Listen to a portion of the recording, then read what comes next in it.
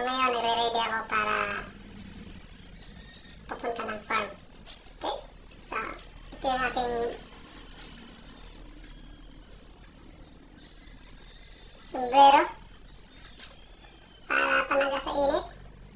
Kasi medyo mainit doon sa farm ngayon. Although kahit na medyo mura na siya, eh pa rin. Lalo na pag nandun ka sa open area. Pero malamig pag nasa lalim ka ng mga punong kahoy. Ay, samahan niyo ako sa aking paglalakbay papuntang farm. Siya pala kasama ko yung aking yan. Yung aking bodyguard. Guys. Matapang pa sa ano. Okay! See you later! Bye-bye! So, ito yung aking service sa araw-araw. Ayan. Yung aking Mio. Matipid siya, guys. Sa gasolina.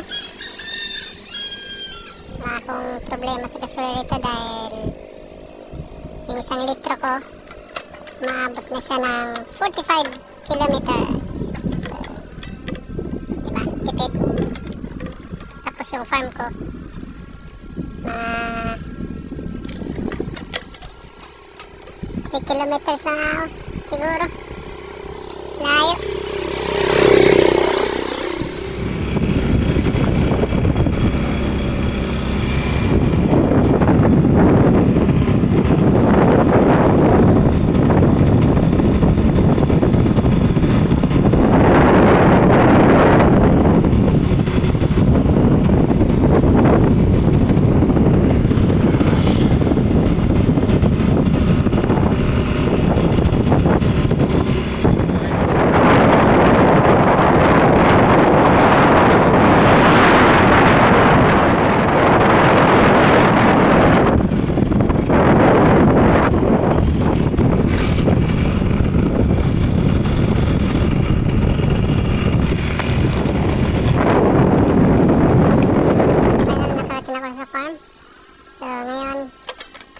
Ready na ako para sa aking paglilinis dun sa may sapa.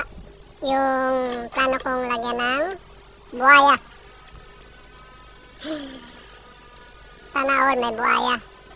Pero kung buhaya lang pag-uusapan, marami yan sa mga gobyerno, lalo sa mga opisina.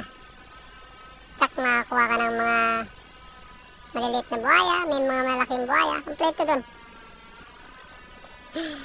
So, kailangan mag-gloves kasi sapa yon, baka mayroong anaconda, eh mahirap na. Saka yan, nakabota ako, tindi yung bota ko. Okay guys, so let's do it. Yeah, baby.